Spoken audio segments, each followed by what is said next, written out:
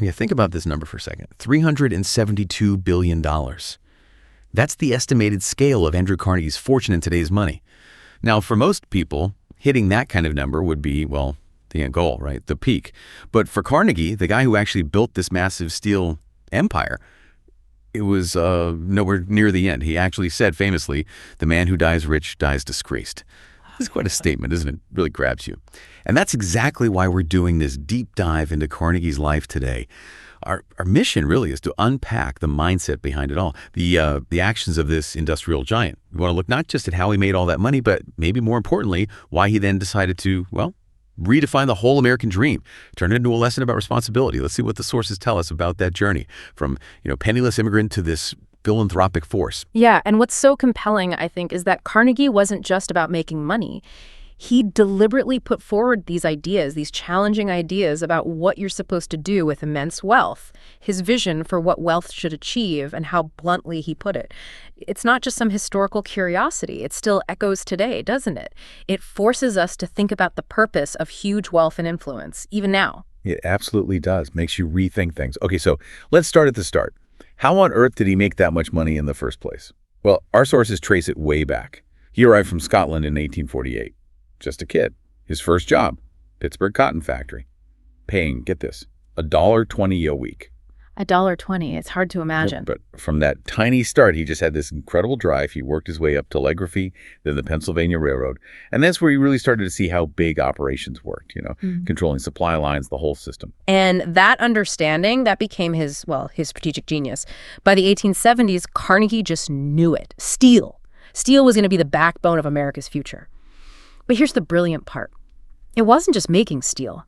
It was controlling the entire process, every single stage. That's the vertical integration thing, right? Exactly. Yeah. Vertical integration. Think about it. His competitors, they relied on others for, iron ore, coal, or transport. That made them vulnerable. Carnegie Steel, nope. They owned the iron ore mines. Well, they owned the coal mines. They owned the railroads and the barges to move it all. And, of course, the huge mills themselves. wow. So this complete system, it wasn't just efficient. It basically cut out dependence on anyone else, slashed his costs way down, and let him guarantee quality at a scale nobody else could touch. It was kind of a blueprint for dominating an industry. And the scale he achieved, it's just mind-blowing. By the turn of the century, his company, Carnegie Steel, was making more steel than all of Great Britain combined. More than the entire country. Just let that sink in. One company. It was an industrial empire, pure and simple. And that empire reached its peak, business-wise, in 1901. Carnegie decided to step back. The big financier, J.P. Morgan, he bought Carnegie Steel for $480 million, which was just an unprecedented amount back then. Creating U.S. Steel. Right. The world's very first billion-dollar corporation. Carnegie's personal cut from that sale was about $225 million. Which translates to that $372 billion figure today. Roughly? Roughly, yes. Adjusted for inflation and economic share. But here's what's really fascinating. The same kind of intense discipline he used to build the company. To make it so productive, he then turned around and applied that exact same thinking to giving the money away. He wanted to engineer his philanthropy for sustained long-term impact. Okay, so that brings us to this huge shift, this really radical idea about wealth he put out there. 1889, he publishes this essay, The Gospel of Wealth.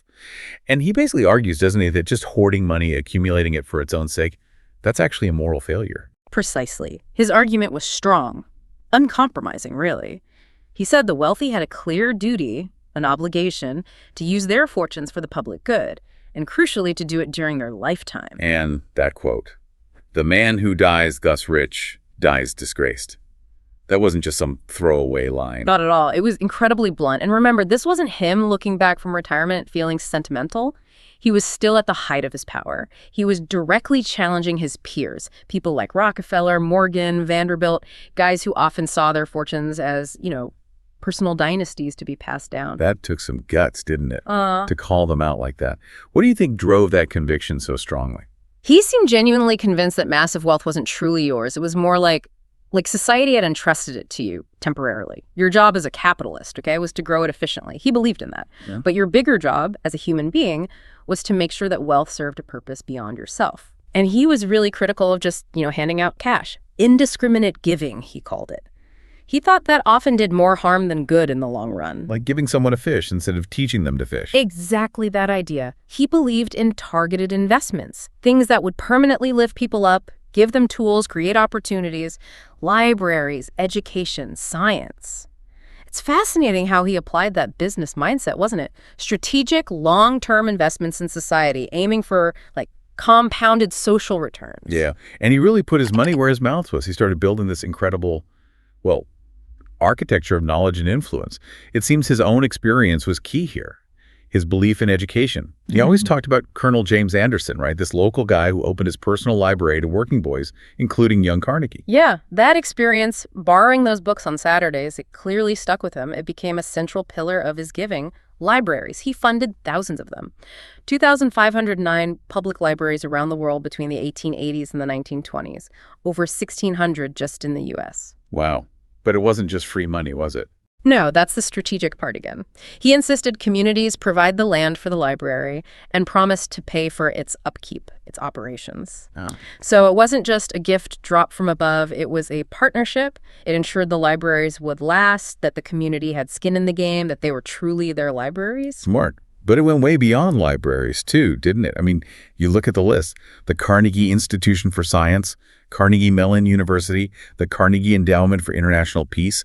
This feels like more than just generosity. It feels like a plan. Oh, absolutely. A very deliberate plan. He saw these institutions as enduring sources of discovery, learning, and dialogue, and he set them up financially so they would endure for generations. This was his kind of soft power approach, not just writing checks, but building this whole network.